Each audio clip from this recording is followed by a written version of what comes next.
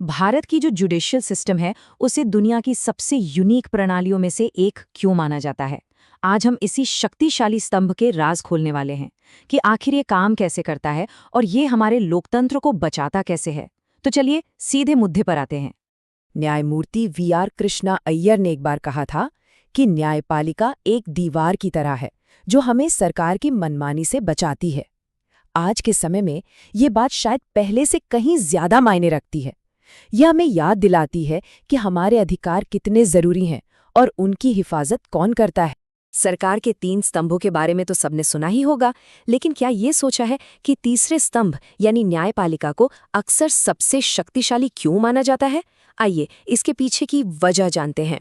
जरा सोच कर देखिए, अगर हर राज्य का अपना अपना सुप्रीम कोर्ट होता तो क्या होता? मतलब कितना कन्फ्यूजन हो जाता, है ना? बस यही बात भारत को खास बनाती है। हमारे पास एक इंटीग्रेटेड जुडिशियल सिस्टम है, जिसका मतलब है कि कानून और न्याय की प्रक्रिया पूरे देश में एक समान चलती है। इससे स्थिरता और निष्पक्षता दोनों बनी रहती। तो ये जो इतनी शक्तिशाली प्रणाली है, ये असल में काम कैसे करती है? चलिए इस पिरामिड के अंदर झांकते हैं और देखते हैं कि न्याय का ये सफर कैसे तय होता है। हमारी न्यायिक प्रणाली बिल्कुल एक पिरामिड की तरह है। एकदम टॉप पर है सर्वोच्च अदालत और फिर उसके नीचे कई लेयर्स हैं जो एक सिस्टम की तरह मिलकर काम करती हैं। हर अदालत की अपनी एक खास जगह और अहमियत है। पिरामिड के शिखर पर यानी सबसे ऊपर है देश की सबसे शक्तिशाली अदालत, सुप्रीम कोर्ट। जब ये कोई फैसला सुनाता है तो वो आखिरी होता है और वो देश की हर दूसरी अदालत और हर नागरिक पर लागू होता है, फाइनल वर्ड। फिर बीच की परत में आते हैं हाई कोर्ट्स, जो राज्यों के गार्डियन की तरह हैं। ये न सिर्फ राज्य के बड़े मामलों को सुनते हैं, बल्कि ये भी पक्का करते हैं कि उनके नीचे की सभी अदालतें सही तरीके से और बिना किसी रुकावट के काम करें। और इस पिरामिड की नींव, इसका बेस, वो है हमारी जिला अदालतें। ये वो जगह हैं जहां ज्यादातर लोग इंसाफ के लिए सबसे पहले पहुंचते हैं, चाहे मामला जमीन के झगड़े का हो या किसी अपराध का। न्याय का सफर यहीं से शुरू होता है। अच्छा, इसे और बेहतर समझने के लिए अमेरिका से तुलना करते हैं। देखिए, अमेरिका में क्या है, वहाँ केंद्र और राज्यों के लिए 2 अलग-अलग न्यायिक प्रणालियां हैं। लेकिन भारत में ऐसा नहीं है। हमारे यहाँ एक ही इंटीग्रेटेड सिस्टम है। और इसका सबसे बड़ा फायदा ये है कि कानून पूरे देश में एक जैसा रहता है, जिससे कन्फ्यूजन कम होता है और सबके लिए निष्पक्षता सुनिश्चित होती है। चलिए अब वापस पिरामिड के शिखर पर चलते हैं और भारत की सबसे ताकतवर अदालत के कुछ और राज जानते हैं। साल था 1950। भारत के गणतंत्र बनने के ठीक 2 दिन बाद हमारे सुप्रीम कोर्ट का जन्म हुआ। ये सिर्फ एक अदालत की शुरुआत नहीं थी, बल्कि एक नए दौर की शुरुआत थी, जहां संविधान और कानून को सबसे ऊपर माना गया। आज की तारीख में सिर्फ 34 जज, जी हाँ, सिर्फ 34 जज हमारे संविधान की रक्षा करने और देश के सबसे अहम मामलों पर फैसला सुनाने की ये भारी जिम्मेदारी निभाते हैं। उनका हर फैसला लाखों जिंदगियों पर असर डालता है। सुप्रीम कोर्ट सिर्फ मुकदमों का फैसला ही नहीं करता, वो हमारे संविधान का संरक्षक भी है, उसका फाइनल इंटरप्रेटर।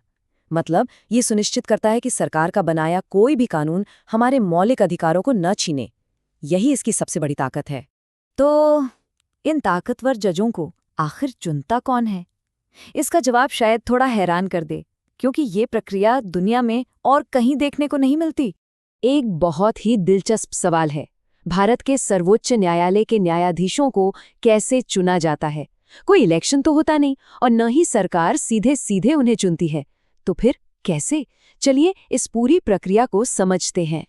इसका जवाब है कॉलेजियम सिस्टम में, जहां जज ही जजों को चुनते हैं। ये एक अनोखी व्यवस्था है जो संविधान में लिखी नहीं थी, बल्कि सुप्रीम कोर्ट के ही ऐतिहासिक फैसलों से निकली है। इन फैसलों के जरिए नियुक्ति की ताकत धीरे धीरे सरकार से अदालतों के पास आ गई। इसे एक बहुत ही सीनियर कमेटी की तरह समझ सकते हैं। देश के टॉप जज एक साथ बैठकर नामों की सिफारिश करते हैं, फिर सरकार अपनी तरफ से जांच और राय देती है और आखिर में राष्ट्रपति उस नियुक्ति पर अपनी अंतिम मोहर लगाते हैं। हाँ, पर ये सिस्टम परफेक्ट नहीं है, बिल्कुल भी नहीं।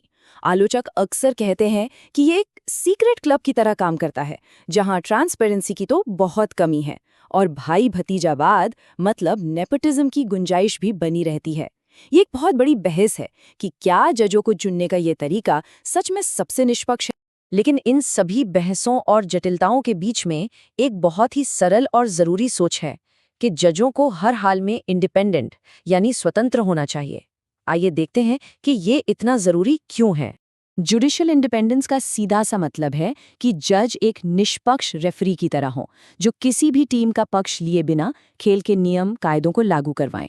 उन्हें सरकार या किसी भी दूसरे दबाव में आए बिना फैसले लेने की आज़ादी होनी चाहिए। हमारा संविधान जजों को एक तरह की ढाल देता है।